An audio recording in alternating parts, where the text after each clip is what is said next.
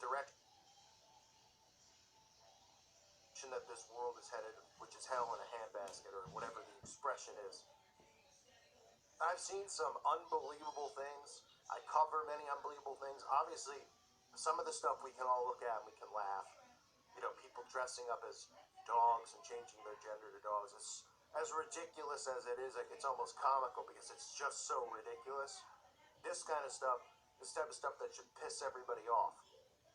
Abortion activists are hosting a Shout Your Abortion party to celebrate their abortions. You can see a picture of someone here. My abortion was fabulous. And of course, you get the scum of the earth, the celebrities like Sarah Silverman, this just walking, bagel-biting filth. There are no words to describe this thing. The only thing I know is that on Judgment Day, when the trumpets sound, I hope I can personally throw this thing into the pit, because this is a thing, whatever it is, man or a woman. Obviously, I can't say what I think it is because that'd be hate speech. But she's even posting it saying, Friday below, join me and Amy Brennan, whoever that is, and other marbles at Shout Your Abortion's book party. Buy your tickets here. I mean, can you believe this stuff? I mean, it's unbelievable. So celebrate murder. Oh, wait, abortion's not murder, right? Well, how's this? For the common sense of people out there, right?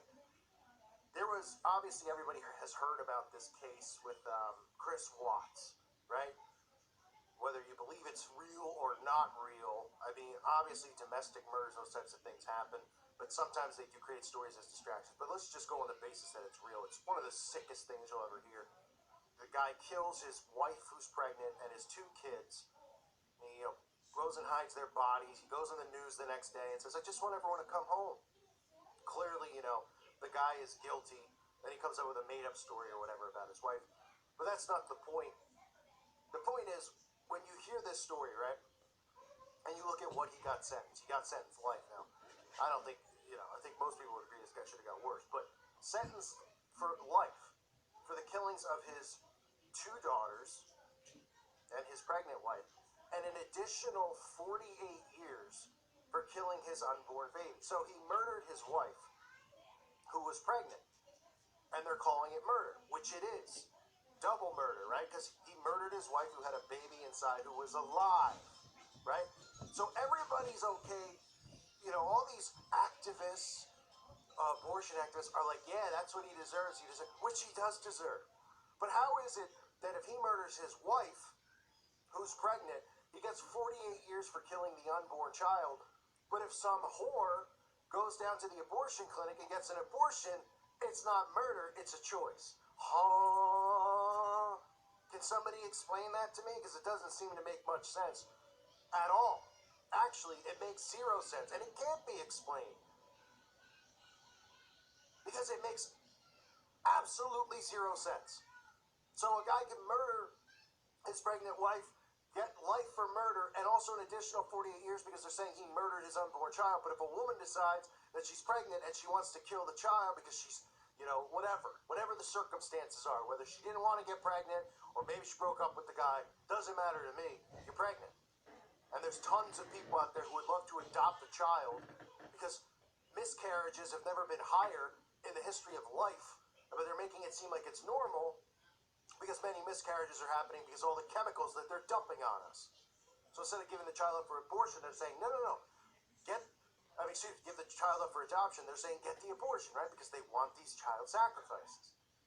It's unbelievable. So they're celebrating this, celebrating abortions, and people aren't pissed off, right? How about people who are pro-abortion, right? There's many people who are completely mentally challenged who are pro-abortion, and obviously there's people who never thought of it, didn't understand, might be in a bad circumstance, don't understand what happens with Planned Parenthood and the fetuses and all that stuff. How can anybody who is pro-abortion say that this is a good thing? That having pro-abortion celebrations to celebrate the death of their child. How sick in the head do you have to be? It says even though new Planned Parenthood president Lena Wayne is getting through softball network interviews without having to mention the A word. America's largest abortion mill strategy includes very public efforts to destigmatize abortion. And abetting the abortions in that mission are none other than the feminist friends in Hollywood. Liz Weinstead and Sarah Silverman both issued tweets supporting the stand-up shout for your abortion. I'm sure, we've heard Chelsea Handler talk about hers and how wonderful and great it was that she got one. I mean, this stuff is, for people to think it's not murder, something really has to be wrong with you. But for people to actually say, look, actress Amy Brennan, excited to host the party. Excited to host a party. This swamp, what kind of sludge? Whoever gave birth to it, obviously some bagel biter, gave birth to this, whatever it is. I'm not sure that she came out of a womb. She might have just come out of someone's rear end, sludged her way out into the world. Or maybe she's just some type of bot.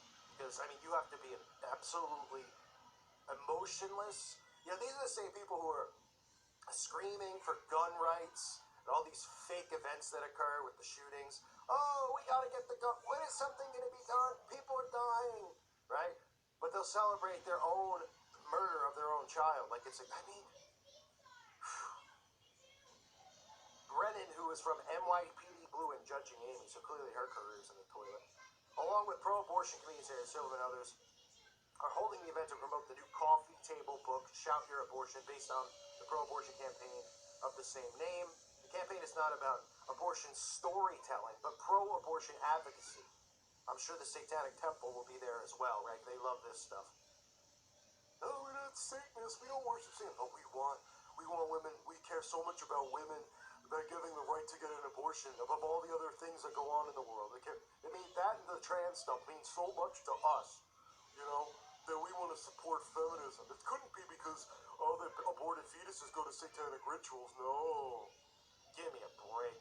Who is buying this stuff? These absolute deceivers, liars, and scum.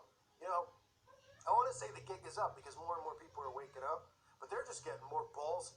They're rubbing this stuff in our faces.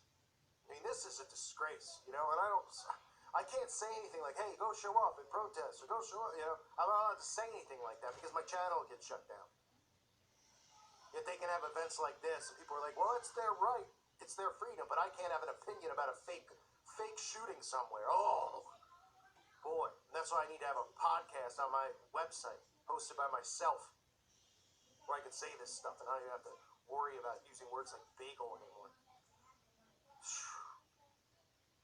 Brennan said she's so excited about the abortion party, which will feature a number of women bragging about their abortions.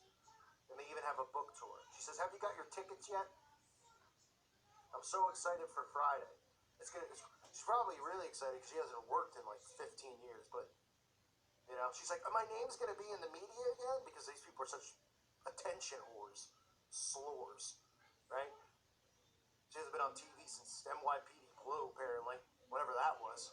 20 years ago. She's like, yeah, I get to be one of these feminists, just like, the other girl who was married or dating Marilyn Manson. I can't think of her name off the top of my head. From Charmed. They just roll, or Rose McGowan. They just roll these feminist women who aren't working.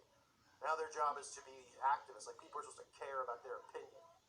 And nobody realizes that they're just paid puppets doing the work of their handlers. The organizers are also advertising free emergency contraception as a party favor for all who attend. These people are, how twisted and sick in the head you have to be.